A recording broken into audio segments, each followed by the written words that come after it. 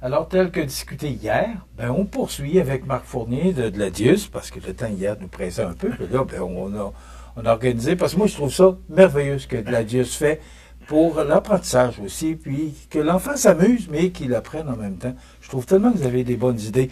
Là, aujourd'hui, on va parler de Cherche et Trouve Québec. Qu'est-ce que c'est exactement? Bien, les Cherche et Trouve, c'est un grand classique, Michel, chez Gladius. On en a plusieurs modèles. Au fil des ans, on en a sorti, je vous dirais, peut-être une trentaine de modèles différents.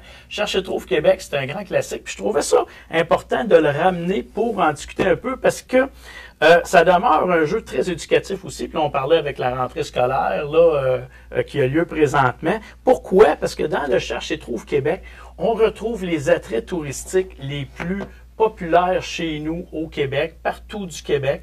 Donc, les jeunes doivent rechercher des images qui sont cachées dans les planches. Donc, on va se promener à Québec, à Montréal, en Outaouais, partout. C'est quoi les choses qui ont marqué le Québec puis qui font que le Québec se démarque au travers le monde? Les festivals, nos carnavals, tout ça. Donc, avec le fameux Cherche et Trouve Québec, on va toucher à tout ça.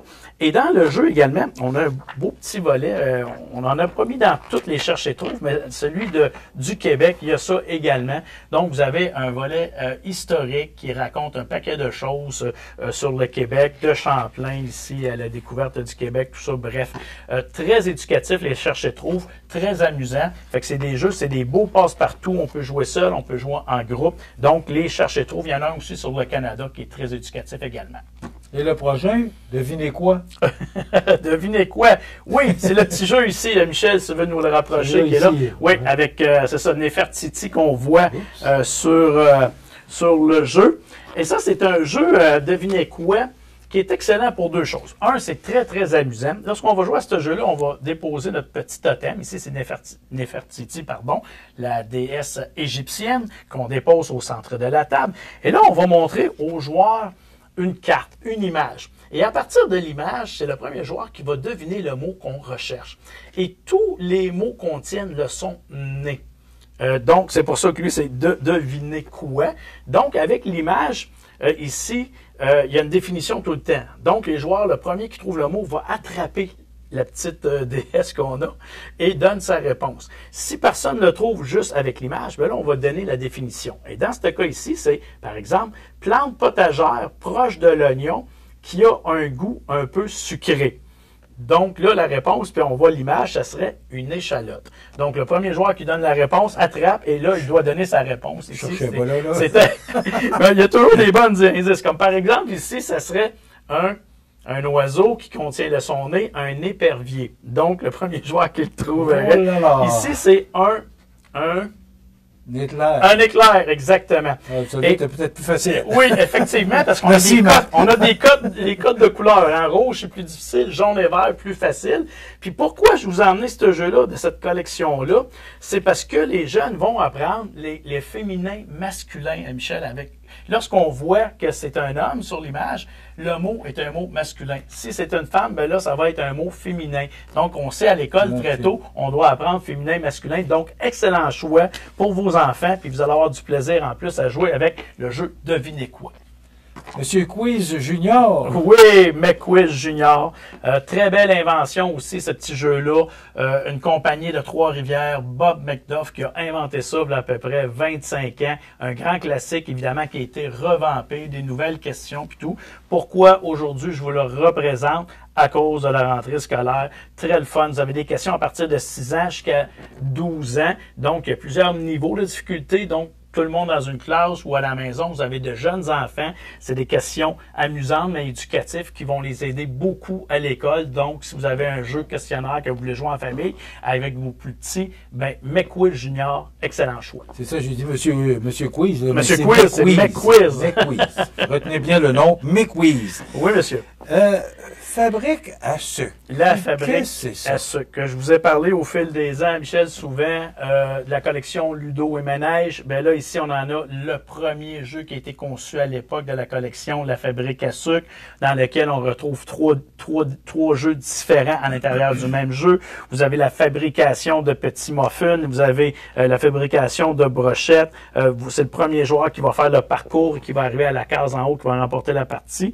Et avec ce jeu ici, ben, les tout-petits vont beaucoup travailler la mémoire auditive, la mémoire visuelle et aussi la logique et la vitesse. Mais tout ça sans s'en rendre compte et en s'amusant.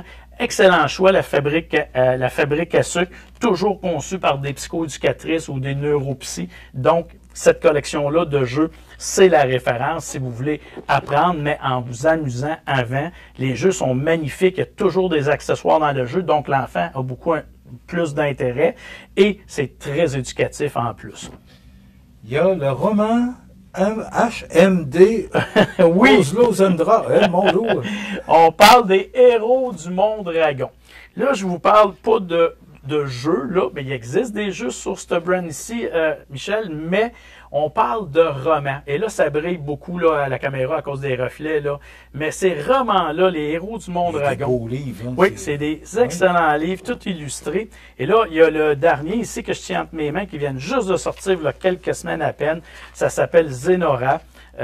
Faut voir un peu les illustrations également qu'on retrouve là-dedans.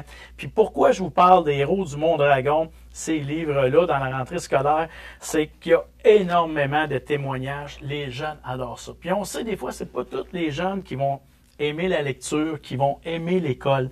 Mais avec les héros du monde dragon, les témoignages qu'on reçoit, Michel, c'est vraiment extraordinaire, l'auteur Louis Patalano, régulièrement, les parents qui le remercient d'avoir créé cet univers-là, parce que les jeunes qui aiment moins l'école, qui aiment moins lire, raffolent de ces romans-là. C'est une suite, un l'autre. Exactement. Ici, Oslo, c'est le premier de la collection. Et là, on va sortir le 8e début 2026. Là, on vient de lancer le 7e, Zenora, qui est le 7e roman de la collection. Et le 8e va arriver début 2026. Et c'est marqué best-seller. Oui, déjà, le premier est best-seller. Le deuxième, Eliadora et la forêt maudite aussi. Krog aussi est rendu best-seller. Vraiment, c'est très bien écrit par un auteur de chez nous. Marc, il nous reste 2 minutes. Et oui. Je veux qu'on le prenne parce que je trouve ça magnifique. Et là, vous m'avez dit avant l'entrevue que c'est fabriqué au Québec. Dans combien de pays c'est distribué? C'est conçu et designé chez nous au Québec, par une entreprise qui s'appelle Twin Team.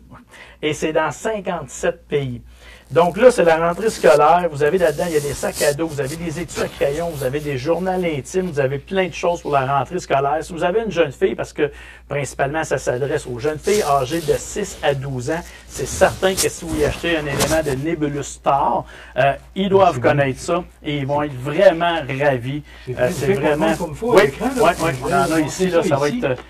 magnifique. Peut-être un peu plus dur avec les reflets, là, mais il y a des sacs à souliers, il y a des sacs à dos, il y a des boîtes à lunch. Vous avez tout ce qu'il faut pour le retour scolaire là-dedans. Mais la gamme, à la base, c'est vraiment Art and Craft qu'on appelle. Et c'est toutes des belles valeurs qui sont véhiculées dans Nebulous Star. C'est l'amitié, c'est le partage. C'est des valeurs qui sont mises de l'avant, sont très bonnes avec ce brand-là. Une compagnie de chez nous, bravo à Twin Team. C'est vraiment un succès mondial. Puis c'est conçu et designé au Québec. Bon, là, Marc, est-ce qu'on peut avoir ça chez Pro Citation? Oui, Bureau Pro Citation, vous allez avoir ça là, effectivement. Si vous voulez acheter un sac d'école à votre fille, votre petite fille, oui. Il y en a chez Pro Citation Montmagny. C'est ça. C'est que tout ça, là, on peut retrouver ça et bien plus parce que tous les produits Gladius sont chez Pro Citation Bureautique Côte-Sud autrefois, là, sur la rue Saint-Jean-Baptiste à Montmagny. On peut les retrouver là. Les gens de Saint-Pamphile qui nous regardent, là, parce qu'on a beaucoup de monde qui nous regarde.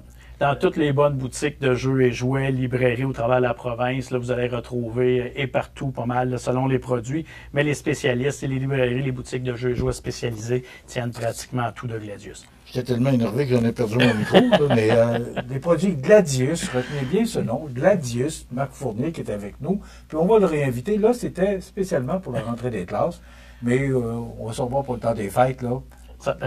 Gladius. Chez Bureau Pro Citation à Montmagny. Merci beaucoup d'avoir été avec nous. Merci à vous, Michel. Voilà, ça complète.